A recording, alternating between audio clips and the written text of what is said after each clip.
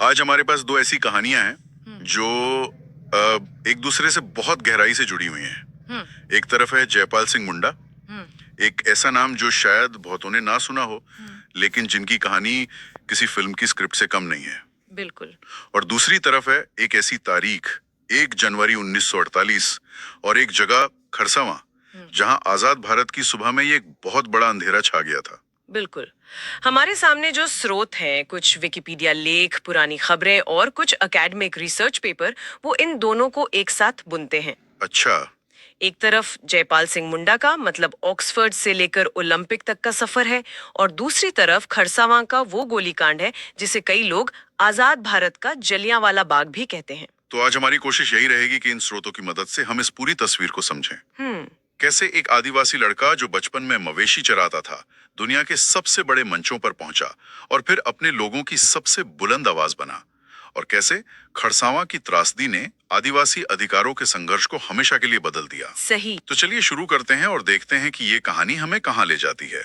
तो जयपाल सिंह मुंडा की कहानी शुरू होती है 1903 में, आज के झारखंड के खूंटी जिले के एक छोटे से गांव से। एक मुंडा आदिवासी परिवार में। हाँ, कहानी यह है कि बचपन में वो मवेशी चराते थे और वहीं उनकी प्रतिभा पर ईसाई मिशनरियों की नजर पड़ी। हाँ, और ये मिशनरी ही थे जिन्होंने उनकी पढ़ाई का रास्ता खोला। पहले रांची के सेंट पॉल स्कूल भेजा, और फिर जो हुआ वो उस जमाने के किसी भी आदिवासी बच्चे के लिए मतलब एक सपने जैसा था। क्या हुआ था? उन्हें सीधे इंग्लैंड की ऑक्सफोर्ड यूनिवर्सिटी में पढ़ने का मौका मिला। सीधे ऑक्सफोर्ड? हाँ, वहाँ के सेंट जॉन्स कॉलेज से उन्होंने अर्थशास्त्र में ऑनर्स की डिग्री ली। ये 1920 के दशक की बात है। सोचिए ये कितनी बड़ी उपलब्धि रही होगी। ऑक्सफोर्ड से अर्थशास्त्र की डिग्री, ये तो अपने आप में बहुत बड़ी बात है। लेकिन मुझे जो बात सबसे ज्यादा हैरान करती है और जो हमारे स्रोतों में साफ तौर पर लिखी है, वो ये है कि वो एक वर्ल्ड क्लास हॉकी प्लेयर भी थे। सिर्फ प्लेयर नहीं, कप्तान थे। 1928 में जब एम्स्टरडैम में ओलंपिक हुए तो भारतीय हॉकी टीम की कप्तानी जयपाल सिंह मुंडा ही कर रहे थे। अच्छा। और क्या शानदार कप्तानी थी। उनकी लीडरशिप में टीम ने लीग स्टेज में अपने 17 में से 16 मैच जीते थे। उस टीम में ध्यानचंद जैसे दिग्गज भी खेल रहे थे। ये तो कमाल है। मतलब भारत का पहला ओलंपिक गोल्ड मेडल हॉकी में उन्हीं की कप्तानी में आ सकता था। लेकिन मैंने पढ़ा कि उन्होंने टूर्नामेंट बीच में ही छोड़ दिया था। हाँ, छोड़ दिया था। ओलंपिक के बीच में कप्तानी छोड़ देना, ये तो बहुत बड़ा फैसला है। क्या हमारे स्रोतों में इस विवाद की कोई और वजह बताई गई है? हाँ, ये एक विवादास्पद हिस्सा है उनके जीवन का। हुआ ये था कि टीम के अंग्रेज मैनेजर के साथ उनका कुछ मनमुटाव हो गया। अच्छा, कहते हैं कि मैनेजर ने कुछ नस्ल भेदी टिप्पणियां की थीं, और जयपाल सिंह मुंडा वो अपने स्वाभिमान से समझौता करने को तैयार नहीं थे। तो उन्होंने विरोध में नॉकआउट स्टेज से ठीक पहले टीम छोड़ दी। हालांकि उनकी बनाई नींव इतनी मजबूत थी कि भारत ने फाइनल में हॉलैंड को 3-0 से हराकर गोल्ड मेडल जीत ही लिया। वाह, मतलब उसूलों के लिए ओलंपिक की कप्तानी तक छोड़ दी। इसके बाद उनका करियर ग्राफ भी बहुत दिलचस्प रहा है। वो भारतीय सिविल सेवा यानी आईसीएस के लिए भी चुने गए थे, जो उस समय भारत की सबसे प्रतिष्ठित नौकरी मानी जाती थी। बिल्कुल, आईसीएस में चुने जाना ही बहुत बड़ी बात थी। लेकिन उन्होंने वो भी छोड़ दिया। उन्होंने घाना में पढ़ाया, रायपुर के राजकुमार कॉलेज के प्रिंसिपल बने, और यहाँ तक कि बीकानेर रियासत में विदेश सचिव जैसे बड़े पद पर भी काम किया। तो ये सवाल उठता है कि इतनी शानदार नौकरियों को छोड़कर वो राजनीति में क्यों आए? और यहीं उनकी कहानी का सबसे अहम मोड़ आता है। 1938 के आसपास जब वो अपने इलाके में लौटे तो उन्होंने देखा कि आदिवासी समाज की हालत बहुत खराब है। शोषण, गरीबी, अशिक्षा। उन्होंने महसूस किया कि उनके लोग अपनी ही जमीन पर हाशिए पर धकेल दिए गए हैं। और ये अपने आप में एक बहुत बड़ा बयान था। उस जमाने में आईसीएस छोड़ना मतलब सत्ता और आराम की जिंदगी को ठुकराना। सही कहा। ये दिखाता है कि उनके लिए अपने समुदाय की आवाज बनना किसी भी सरकारी पद से ज्यादा जरूरी था।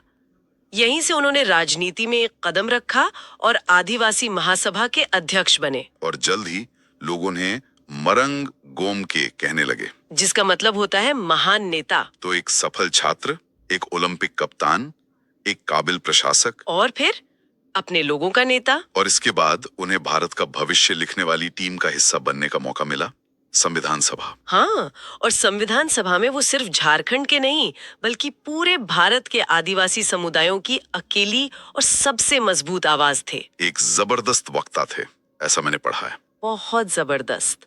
उनके भाषण आज भी पढ़े जाते हैं।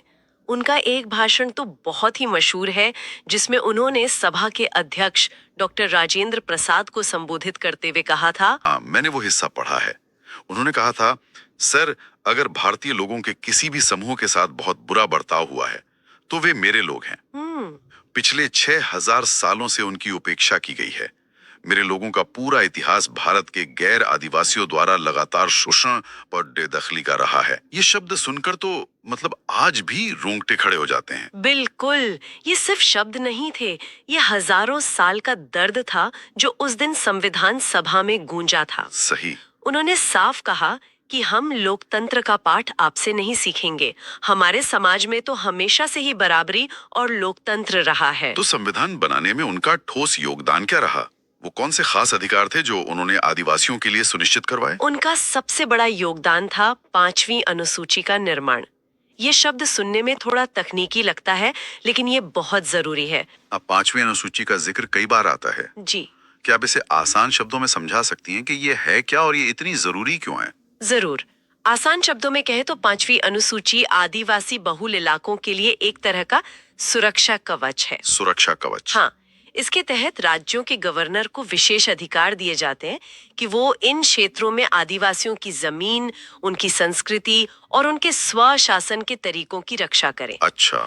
जरूरत पड़ने पर वो संसद या विधानसभा के बनाए सामान्य कानूनों को भी इन इलाकों में लागू होने से रोक सकते हैं या उनमें बदलाव कर सकते हैं। ये एक तरह से एक देश के भीतर विशेष व्यवस्था जैसा है, ताकि आदिवासी अपनी पहचान को बचाए रख सके। अच्छा, तो ये एक बहुत बड़ा सुरक्षा कवच था। लेकिन मैंने पढ़ा है कि वो इसके अंतिम ड्राफ्ट से भी पूरी तरह खुश नहीं थे। नहीं थे। मतलब उन्होंने जिसके लिए इतनी लड़ाई लड़ी जी, उसी पर असहमति जताई। हाँ, यही बात जयपाल सिंह मुंडा को खास बनाती है। जब संविधान का अंतिम ड्राफ्ट तैयार हुआ तो उन्होंने एक नोट ऑफ डिसेंट यानी असहमति पत्र जोड़ा। ये सिर्फ एक असहमति पत्र नहीं होता, बल्कि ये इतिहास में दर्ज हो जाता है कि संविधान के इस हिस्से पर सब सहमत नहीं थे। ये भविष्य के लिए उनकी एक तरह की चेतावनी थी कि काम अभी अधूरा है। और उनकी असहमति किस बात पर थी? उनकी 2 मुख्य चिंताएं थी। पहली, उन्होंने कहा कि जो ट्राइब्स एडवाइजरी काउंसिल बनाई जा रही है वो सिर्फ सलाह देने का काम करेगी, उसे कोई असली शक्ति नहीं दी गई है। और दूसरी, उन्हें इस बात पर सख्त ऐतराज था कि मनभूम, हजारीबाग और पलामू जैसे कई आदिवासी बहुल इलाकों को इस 5वीं अनुसूची के सुरक्षा कवच से बाहर रख दिया गया था। वो देख पा रहे थे कि भविष्य में इसका क्या नतीजा होगा। ये बहुत दिलचस्प है। तो एक तरफ वो आदिवासियों के लिए इतने मजबूत विशेष अधिकारों की मांग कर रहे थे और दूसरी तरफ मैंने ये भी पढ़ा कि जब कुछ नागा नेता अलग देश की मांग कर रहे थे तो मुंडा ने संविधान सभा में इसका कड़ा विरोध किया था। बिल्कुल, और ये उनके नजरिए के संतुलन को दिखाता है। वो आदिवासी स्वायत्तता के सबसे बड़े पैरोकार थे, लेकिन देश की एकता और अखंडता से कोई समझौता करने को तैयार नहीं थे।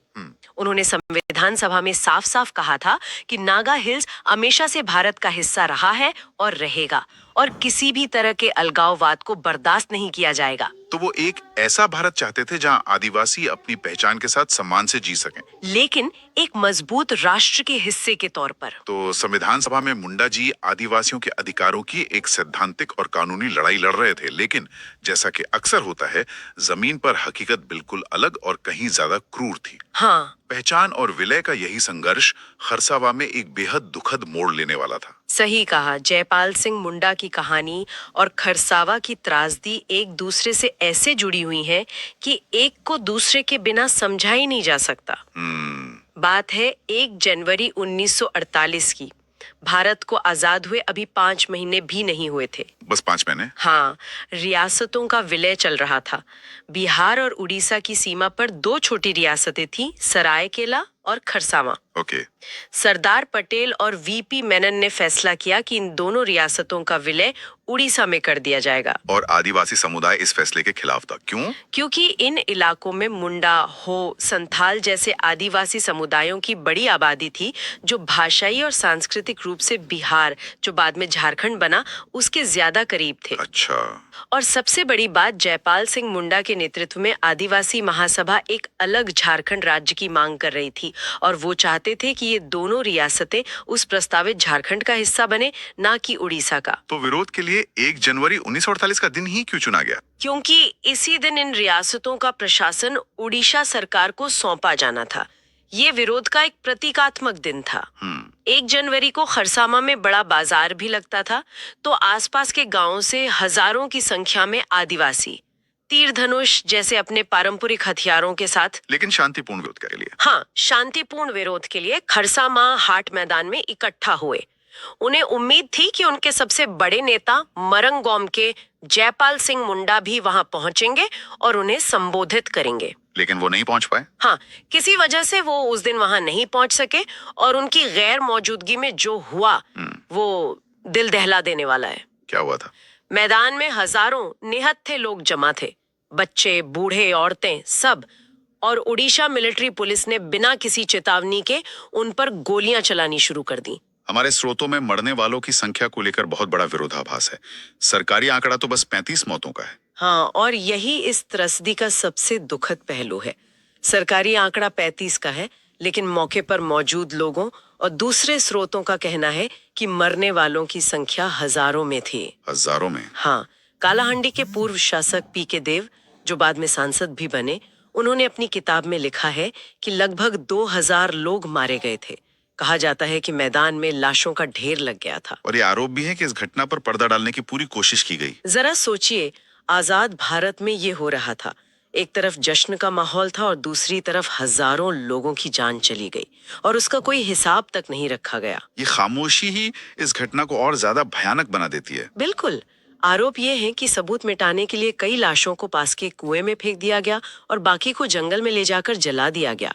इस घटना की कोई न्यायिक जांच रिपोर्ट आज तक सार्वजनिक नहीं हुई। जयपाल सिंह मुंडा ने इस पर क्या कहा? वो इस खबर से टूट गए थे। उन्होंने बाद में इसे आदिवासी आंदोलन को एक बड़ा झटका देने और उसे कुचलने का एक सोचा समझा प्रयास बताया। इस घटना ने पूरे देश को हिलाकर रख दिया। इतना दबाव बना कि भारत सरकार को आखिरकार अपना फैसला बदलना पड़ा। अच्छा? मई 1948 में खरसावां और सरायकेला का विलय उड़ीसा की जगह बिहार में कर दिया गया। तो एक तरह से उन शहीदों का बलिदान व्यर्थ नहीं गया। आज 77 साल बाद भी खरसावा उस तारीख को भूला नहीं है। 1 जनवरी वहाँ के लोगों के लिए नए साल का जश्न नहीं, बल्कि शहीद दिवस है। बिल्कुल, वो जगह अब एक राजनीतिक तीर्थ स्थल बन चुकी है। हर साल 1 जनवरी को झारखंड और आसपास के राज्यों से हजारों आदिवासी, बड़े बड़े नेता, मुख्यमंत्री सब वहाँ उन शहीदों को श्रद्धांजलि देने पहुँचते हैं। ये उनकी याद को जिंदा रखने का एक तरीका है। हाँ, मैंने वहाँ की एक बहुत ही अनोखी रस्म के बारे में पढ़ा है, दिरी दुलसुनुम। इसका क्या मतलब है? दिली दुलसुनुम हो भाषा का शब्द है जिसका मतलब है पत्थर पर तेल डालना। पत्थर पर तेल डालना? हाँ, ये एक बहुत ही मार्मिक रस्म है। जो शहीद स्मारक बनाया गया है, लोग उस पर सरसों का तेल चढ़ाते हैं। ये सिर्फ एक अनुष्ठान नहीं है, ये इतिहास को मिटाने की कोशिश के खिलाफ एक खामोश लेकिन मजबूत प्रतिरोध है। ये कहने का तरीका है कि हम भूले नहीं हैं और न ही भूलने देंगे। ये वाकई बहुत मार्मिक है। लेकिन एक और बात जो मुझे बहुत दिलचस्प लगी वो ये कि शहीद स्थल के ठीक बाहर एक बहुत जीवंत बाजार लगता है। हाँ, एक तरफ इतना गहरा शोक और मातम का माहौल है और दूसरी तरफ जिंदगी अपनी पूरी रफ्तार से चल रही है। और ये इस जगह की खूबसूरती है। ये विरोधाभास असल में विरोधाभास नहीं है। वो बाजार सिर्फ एक बाजार नहीं है। तो क्या है? वहाँ आपको आदिवासी साहित्य की किताबें मिलेंगी, पारंपरिक वाद्य यंत्र बिकते हुए मिलेंगे, आदिवासी संस्कृति से जुड़ी चीजें मिलेंगी। अच्छा। तो एक तरफ जहाँ लोग अपने शहीदों को याद कर रहे होते हैं, वहीं दूसरी तरफ वो अपनी पहचान, अपनी संस्कृति और अपनी जिंदा दिली का जश्न भी मना रहे होते हैं। ये मातम और उत्सव का एक अनूठा संगम है। ये दिखाता है कि त्रासदी उन्हें तोड़ नहीं पाई, बल्कि उनके पहचान को और मजबूत कर गई। और जयपाल सिंह मुंडा की अपनी विरासत आज कैसी है? क्या उन्हें याद रखा गया है? हाँ, बिल्कुल। झारखंड में उन्हें बहुत सम्मान दिया जाता है। झारखंड सरकार ने उनके नाम पर एक बहुत ही प्रतिष्ठित मरंगोम जयपाल सिंह मुंडा ओवरसीज स्कॉलरशिप शुरू की है। अच्छा। जो हर साल आदिवासी समुदाय के प्रतिभाशाली युवाओं को पढ़ने के लिए ब्रिटेन भेजती है, ठीक वैसे ही जैसे मुंडा जी खुद पढ़ने गए थे।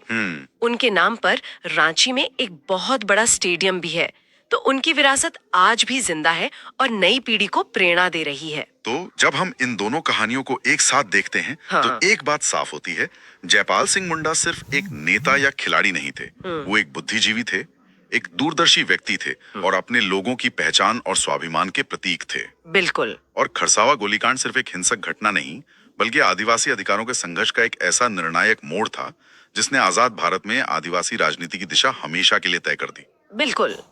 इन दोनों कहानियों को एक साथ देखने पर हमें पता चलता है कि आजादी मिलने का मतलब हर किसी के लिए एक जैसा नहीं था। सही कहा। कई समुदायों के लिए स्वशासन, पहचान और सम्मान की लड़ाई तो आजादी के बाद ही असल में शुरू हुई। और खरसावा हमें ये भी सिखाता है कि कैसे ऐतिहासिक यादें, खासकर वो जिन्हें दबाने या भुलाने की कोशिश की गई हो, वो वक्त के साथ और ज्यादा ताकतवर हो जाती हैं और समुदायों को अपनी पहचान और अधिकारों के लिए लड़ते रहने की प्रेरणा देती है। और ये हमें एक बहुत जरूरी सवाल के साथ छोड़ जाता है। जब इतिहास की बड़ी बड़ी किताबों में कुछ कहानियों को या तो जगह नहीं मिलती या फिर बस एक फुटनोट बनाकर छोड़ दिया जाता है, तो समुदाय अपनी उन यादों को पीढ़ी दर पीढ़ी जिंदा कैसे रखते हैं? हाँ। और भविष्य को आकार देने में इन जिंदा रखी गई स्मृतियों की क्या ताकत होती